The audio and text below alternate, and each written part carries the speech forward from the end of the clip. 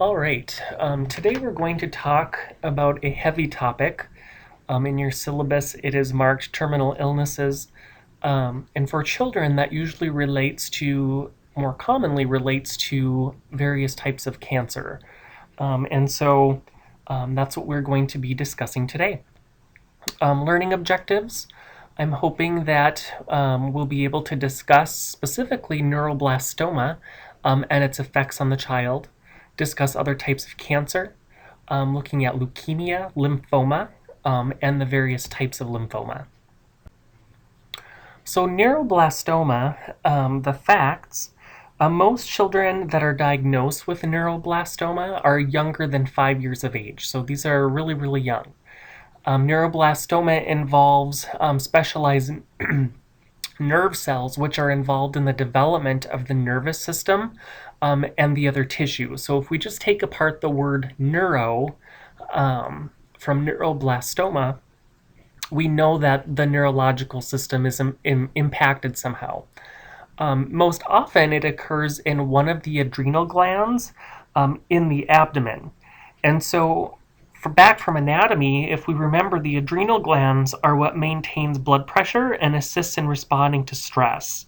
So, scientists are believing that accidental cell growth occurs during normal development of the adrenal glands, and they're thinking that's what causes neuroblastoma. In other cases, neuroblastoma can occur alongside the spinal cord, in nervous tissue near the spine, neck, chest, abdomen, or pelvis. So any of those areas. Neuroblastoma, the symptoms, you may have a child who has loss of appetite. They may complain of fatigue or being really tired. They may complain of having pain, specifically pain in the bones. But if you're looking at children who are under 5, they may not be able to say, "Oh, my bones hurt," but they will have some pain. They may have a swollen abdomen, especially if that tumor is coming from the adrenal gland in the abdomen. Um, that would make sense for the abdomen to be swollen. They may also have high blood pressure, again, if it's in that adrenal gland, and our adrenal glands help us with our blood pressure. They may have difficulty breathing and swallowing, particularly if the tumor is in the neck or the chest area close to the lungs. They may have those difficulties. Sometimes skin is presented with small blue-colored bumps, and this is actually deposits of neuroblastoma in the skin, which causes that bluish color. Weakness and unsteadiness in lower extremities, especially if the tumor is pressing on that spinal cord. The children may have weakness or unsteadiness with their legs. How do we diagnose neuroblastoma or cancers in general? They will do several blood tests. They can do urine tests. They can do bone marrow biopsies to test the bone marrow. They also can do x-rays, CT scans, and even MRI scans. So these are all completed to find the exact position of the neuroblastoma and to see if it's spread. Okay, and anytime anybody is talking about cancer that's spreading, they'll talk about what stage of cancer it is. So when we talk about staging neuroblastoma, there's the International Neuroblastoma Staging System. And so they have, stage 1, stage 2, stage 3, stage 4. And so, anybody who has heard anything about cancer has probably heard stage 1, stage 2, stage 3, stage 4. But different cancers have specific types and ways of staging them. And so this one is related more towards the International Neuroblastoma Staging System, and it gets a little more specific. So stage 1, the tumors contain to just one area of the body. Stage 2, stage 2A, the cancer is localized, and surgery cannot completely remove the tumor. Stage B is the cancer is localized and it's spread to the lymph nodes. Now, if we look on the bottom of the slide, it says A, no significant symptoms as a result of the cancer. Stage B, there are significant signs and symptoms of the cancer. Okay. Stage 3, cancer is spreading to the surrounding organs and structures. Stage 4, which usually tends to be more severe, the cancer is spread to the distant lymph nodes, bone, bone marrow, liver, skin, and other organs. Now, some sites say if there's stage 4S, that it's only referring to children less than 1 year old. Okay, and that 4S means that the cancer is localized and spread to the liver, the spleen, the skin, and possibly the skin. And so S refers to the spleen as well as less than 1 year old. Now there's a hyperlink up on the top of your slide, and that just gives you information about other types of staging. It goes into more detail about MRIs, CT scans, all those sorts of things, but it is a little bit different because it's specifically looking at adult non-Hodgkin's lymphoma, not neuroblastoma, but still, just to give you a better idea of staging, I left that there for you for a source. Also, when you have when you're talking about cancers, you'll hear metastatic cancer or you'll hear recurrent cancer.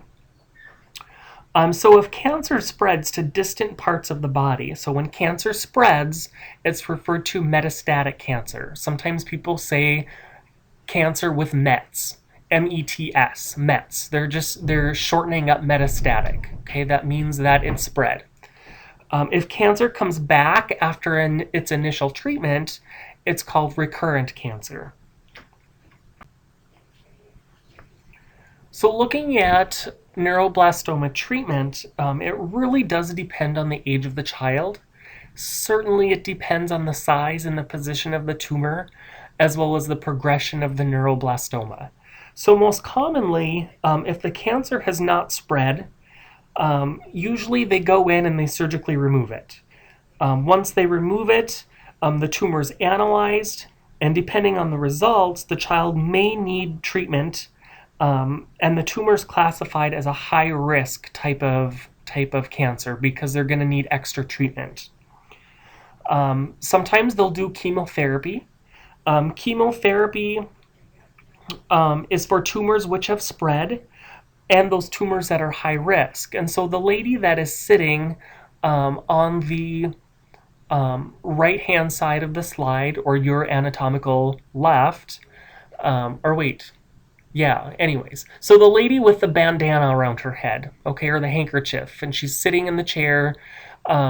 She actually is hooked up to IVs or maybe even a port where she is administered the chemotherapy drugs right into her system. Okay, a lot of times they'll complain of nausea, vomiting, they lose their hair, weakness.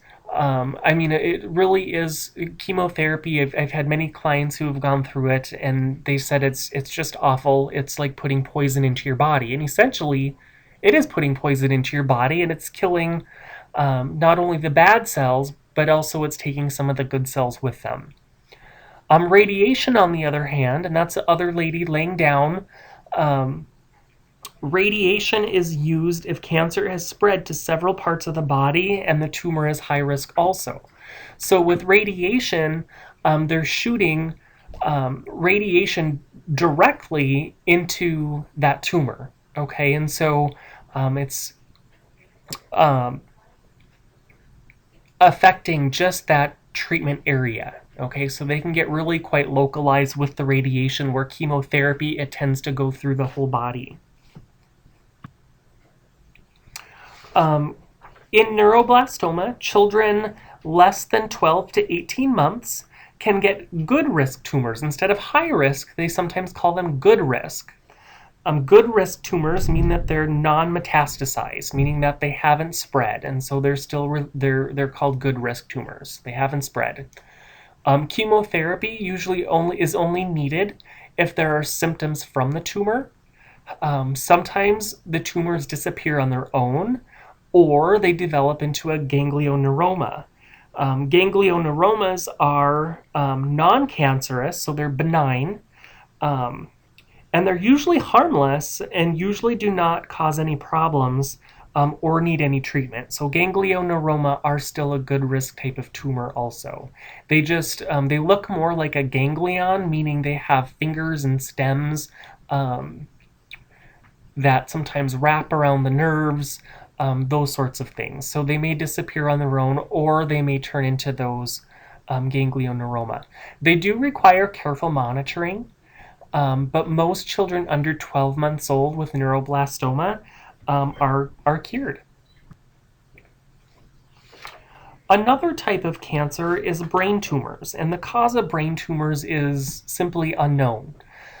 They're believed to be developmental or chromosomal in nature, maybe some heredity there as well. And some of the signs and symptoms mimic many childhood diseases, and this goes for all kinds of childhood cancers.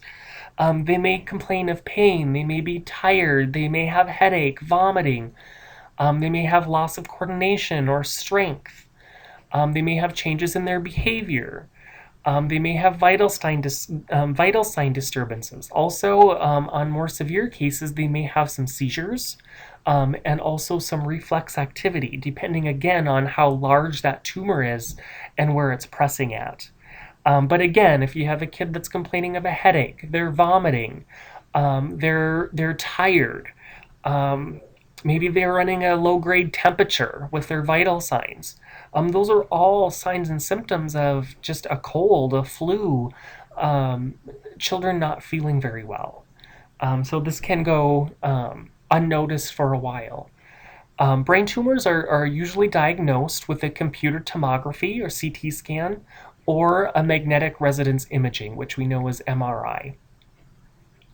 With brain tumors, typically, not always, typically surgery is the first choice to remove as much of the tumor and mass as possible without harming the brain tissue in place. That can be very, very, very complicated. Then they usually follow that up with radiation, because with radiation, they can get in there and be more localized. Again, trying to save as much of the brain tissue as possible. The ultimate goal of treatment is to eliminate the tumor with the fewest short-term and long-term negative effects. So following surgery, anytime you're adding insult to a brain, um, you can get stiffness or decreased range of motion in the neck. Surely there may be some swelling, some stiffness, that sort of thing. Again, it may result in hemiparesis or ataxia if they damage part of the brain. So one side of their body may not work. It may get flaccid, or it may even become spastic. A shunt may be placed to decrease any intracranial pressure, as any residual tumor or surgery may block the flow of cerebral spinal fluid. So again, they may be placed with a shunt. However, children may require a lot of therapy to improve these residual sensory motor and cognitive functions as well. So it may be quite common for you as an OT to get a child who's undergoing treatment. Maybe they had a brain tumor removed and they're not using their right arm. And so we would try and get them to be using that. I had a client who had a brain tumor, and it was right on her optic nerve. And they went in and they removed it as much as they could. They didn't want to get too close to the nerve because they didn't want to damage her vision. And she was so young, they didn't know if she was blind because of the tumor or not. But that poor thing has gone through countless surgeries. Every time they go in and remove part of the tumor, it grows right back again. Unfortunately, there is not a lot of research out there on childhood cancers and how you treat it. It's pretty much been trial and error with various types of chemo and radiation. As a result, she's had a lot of sensory defensiveness. They do think that she has decreased vision now. I believe she is 4 years old now. She wasn't expected to live that long. Um, but the first sign that they had from her that something was wrong was she would have nystagmus all the time, where her eyes would be bouncing back and forth when she was just a baby. Every time they would hold her, um, and she wouldn't bat at toys. It's almost like she was blind. And now that she's a little bit older, they do know that her vision is seriously compromised if she's not totally blind. So anyway, it can be a really tough thing. On her first surgeries, she did have hemiparesis. Um, we did our very, very best to regain some of the range of motion. She did make quite a bit of gains, but there were times when they canceled therapy because she was vomiting from chemotherapy, or her immune system was really, really compromised. So we'd have to, before we even entered the door, they had a thing of Purell hand sanitizer and face masks that we would put on, so she wouldn't get sick. Um, and so it was very, very touchy. Progress was really, really slow because she was feeling so poorly from her treatments. Also, living in a fairly rural area, she would have to travel to a big city to get some of her treatments, and so therefore they would be gone for a couple weeks at a time, which also can delay progress. However, we still didn't have any problem with getting reimbursement. We just simply said, she's making progress. It's slow because of her chemotherapy treatments. Lymphomas are another type of cancer. Specifically, the etiology of lymphomas is unknown, and particularly it's a cancer of the spleen and the lymph nodes. Okay, so it's the third largest group of childhood cancers that are reported, and there's two different types. There's Hodgkin's disease, or there's non-Hodgkin's lymphoma. Non-Hodgkin's lymphoma presents differently depending on the site of the tissue involved. So if non-Hodgkin's lymphoma is affecting these, more so the spleen and the abdomen, children may complain of stomach pain. If non-Hodgkin's lymphoma is affecting the lymph nodes kind of in the chest area, they're going to have wheezing and possibly coughing. So Hodgkin's disease, formerly known as Hodgkin's disease, it's now called Hodgkin's lymphoma.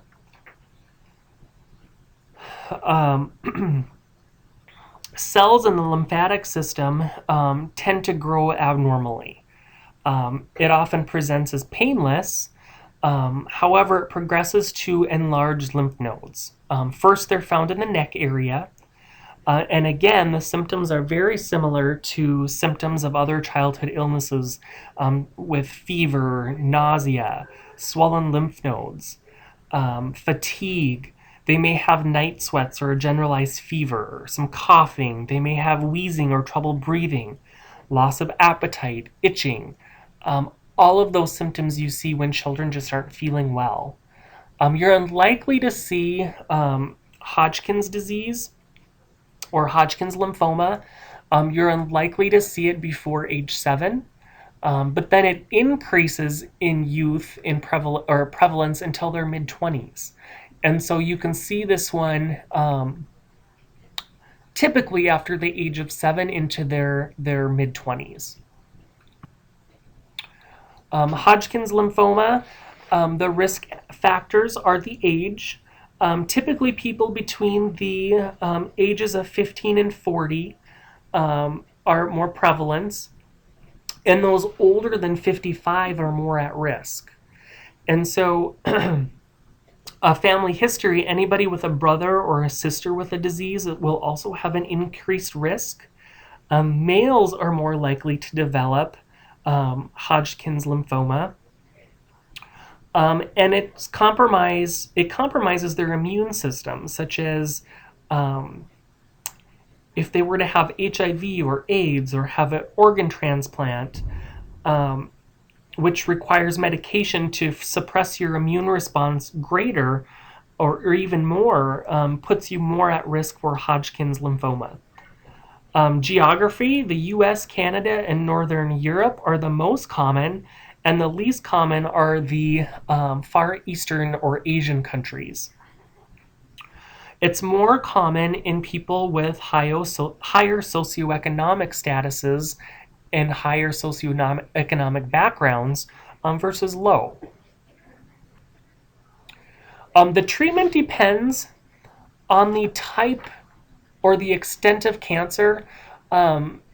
They sometimes will start with chemotherapy and radiation depending on the specific areas where it's at and the extent of it. They do go so far as doing bone marrow transplants, and there's even some research being done on stem cell transplants as well. Complications with Hodgkin's lymphoma, a lot of times you'll see some complications due to the effect of treatment. It may affect their heart, so they may have cardiovascular disease. You may see second malignancies or additional cancers that pop up. You may have vascular disease. It may affect their thyroid. And it also may affect their fertility, and it may result in them being sterile. Non-Hodgkin's lymphoma, on the other hand, is seen 3 times more likely in males than in females, and most frequently in children between the ages of 7 and 10. This is caused by abnormal lymphocytes that continue to divide and grow uncontrollably, causing crowding in the lymph nodes, which will lead to lymph node swelling. This type of cancer metastasizes way more rapidly and more disorganized than Hodgkin's lymphoma. Okay, so it's a little bit more aggressive that way. Symptoms, again, fever, night sweats, weight loss, abdominal pain or swelling, chest pain, and extremely itchy skin. So again, very similar to Hodgkin's lymphoma, very similar to just traditional types of childhood illnesses, common illnesses. People who have organ transplants or have, again, their immune system is already compromised, say with HIV, AIDS, those sorts of things, they're more susceptible because the immune system reduces the body's ability to fight off the new illnesses because, again, cancer is affecting that. Infections, again, if you're looking at different types of infections or different types of parasites, which will bring down the immune system, they're at a higher risk of getting non-Hodgkin's lymphoma. There's research out there that suggests that different types of chemicals like pesticides that kill different insects, different types of weed killers may increase the chance. However, again, more research is needed. And then the ages, children between the ages of 7 and 10 are at risk. And then it's more common when you're working with adults that are 60 and older. So not only are Hodgkin's lymphoma, not Hodgkin's lymphoma, childhood illnesses, but they can affect the older population as well. Treatment is very much the same with chemotherapy, radiation, and again, there's more and more research that's being done by using stem cells. The lymphoma prognosis, you need to determine, or the medical team will have to determine the particular stage of cancer. Again, once you get up into that stage 4 cancer, it's a little bit more severe. Once the stage is determined, the use of chemotherapy and radiation results in the majority of children being cured. 80 to 90% of children with non-Hodgkin's lymphoma treated with multiple drug chemotherapies do get a complete remission. So that's something that's positive there. Bone tumors, also called osteosarcomas, tend to be found in the long bones, such as the femur, the humerus, the long bones of the leg or arm, and they're often seen in teenagers, and they rapidly spread. They're resistant to radiation, so amputation may be performed followed by chemotherapy. They require extensive prosthetic equipment and training after surgery as well. Again, if you're looking at amputating a limb, they're going to need some prosthetic training. Ewing sarcoma is found in the bones of the trunk, like the ribs, also the long bones, but particularly in the skull as well. This is seen in adolescence, and it responds well more so to radiation. Leukemia, a lot of you've probably heard of leukemia, originates in the bone marrow, and it is by far the most common cancer in children. The cause is unknown, and there's various types of leukemia that's present also. So the first type is acute lymphoblastic leukemia, or ALL. It's more common. It's more common in boys. Typically, they're diagnosed between 3 to 4 years of age, and the symptoms often go undistinguished from other typical illnesses. So again, they're going to have being tired, they're going to have complaint of pain, nausea, maybe low-grade temp. They're more favorable. There's a more favorable response to treatment when they're this age. And they often take bone marrow samples. And I've heard that bone marrow samples can be very, very painful because they have to actually drill through a bone to get that bone marrow sample. And then that's when they will test the bone marrow. The second type is acute myelogenous leukemia, or AML. This one's diagnosed more so in the teen years, so a little bit later. And the symptoms include, let me check my notes here.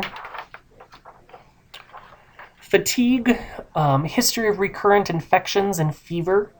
One red flag that may alert doctors to this diagnosis is spongy bleeding gums. So spongy bleeding gums, which is a result of the leukemia cells invading this particular area of the body. So the prognosis with AML is much poorer than the other types. And so anytime that anybody's going under chemotherapy, and they may get that first remission, they have to look for that reoccurrence. Sometimes with leukemias, they'll come back, and they'll come back some more. So that can be a major concern. Another major concern is chemotherapy really brings down your immune system. And so looking at some of those other illnesses that compromise the immune system is a major concern, like some of the pneumonias that affect the respiratory system, some of those kinds of things. Influenza would really be difficult for somebody who is going through chemotherapy with these types of cancers. So OT's role in cancer is definitely going to depend what type of cancer there are or that we have. If it's after a brain tumor and there's hemiparesis, we may be doing some range of motion or active range of motion and trying to get them to functionally use that arm as much as possible. If there's some spasticity or flaccidity, we may be doing some things to look at tone. We may be doing some strengthening, not just of maybe of the one side if there's hemiparesis, but just from being fatigued for so long and being extra fatigued from the cancer treatments, we may do some general strengthening also. We may have to teach or reteach ADL, IADL skills, especially if there has been an amputation and we're teaching them to use prosthetics. We may be doing fine motor or gross motor skills. We may also be assessing cognition. And we may be working on self-esteem and definitely coping strategies as well.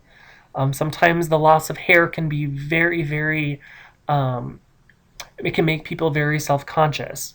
And so, how can we help them cope with not only their changing body image, um, but just their disease process in general? Some of them hear the word cancer and they automatically assume that they're going to die. And so, it can be a very emotional diagnosis to work with for children and for their families. Pediatric OTs often work with children at risk for dying. AIDS and HIV are also two chronic care issues that affect kiddos. Um, there's lots and lots of research that's being done on AIDS and HIV, and I believe recently in the news there has been some experimental drug that has cured children, but I haven't had the follow up to see if it's come back. I didn't follow it that closely, but just know that there are. I know you guys talk about AIDS and HIV in another course, so I'm not going to get into it too much, but it is another chronic terminal illness that does affect kiddos. Quality of life issues. When we were dealing with that little girl who had a brain tumor on her optic nerve, it was a very aggressive tumor, and there was talk of her not making it. There was talk of her only living to be 6 months of age. And now here she is 4, and they're trying to, I mean, she obviously gets a lot of services, but um, she's doing quite well. Never in a million years did I ever think she would make it that long, nor did her family. And so, as we were treating her, we always had to keep in mind, um, is it worth us going in there and making her use her affected arm? How is it going to affect her quality of life? Well, if she's not feeling well, if she's crabby because she's not feeling well, and we're going in there and we're making her cry, and she hates us for it, is that really affecting or increasing her quality of life? Well, if she can use her opposite arm or her affected arm, that may increase her quality of life, but you really have to have that open communication with family and determine, is it worth us going in here now and maybe making her a little frustrated for gains further on down the line? Or is it best just to let her be for the day? And those are things that we wait out with a family um, every day prior to any treatment. OTs, we have our own personal and professional grief that we need to deal with. Cancer is something that affects probably each and every single one of us. And so, if we go in and we have a client who has cancer, we have to be able to put our own personal and professional grief aside in order to support that child and that family with their own issues. And this can be very, very hard. It can be very, very troubling. Um, just speaking from experience, sometimes it's good to have that personal connection because you can relate. But sometimes then when you go home at night, it's difficult to fall asleep because maybe you're feeling regret, or maybe you're feeling guilt, or maybe you're feeling sad because maybe you're missing a friend who passed away from the same thing. And so there's a lot of different feelings that can come up when you're dealing with terminal illnesses. And so try and be aware of what your personal and professional roles are and to try and keep them separate is probably my best advice. Here is a great little video of a little girl who was diagnosed with a type of cancer. Her family talks about it. Um, Unfortunately, I can't embed it into this, and it would eat up way too much memory time to make this even feasible to put in the PowerPoint. So I am going to have you watch it on your own. But the parents talk about the signs that they saw, and they, as far as the diagnosis, and getting doctors to believe that, hey, this is not just a flu, like something else is going on here. And so you as a therapist may come across children that have bruises, that bruise really easily, that are fatigued and constantly seem ill, and you may want to visit with their pediatrician to see if this is a possibility. And so I really do like this video. I encourage you to watch it. And that's all I have for terminal illnesses or cancers. So if you have any questions, I know some of you like voiceover lectures, some of you hate voiceover lectures, and so those of you that hate them, I apologize. But it is up to you if you have questions or something that I say does not make sense. It's up to you to come talk to me. If you're out in Billings, pick up the phone. You can give me a call. We can talk. We can talk it out. I'm totally willing to do that. Same thing with email. This is just one means of not having to lecture multiple times, and to increase the flexibility of when you can watch this and learn from it. So I hope you at least appreciate the flexibility. Thank you.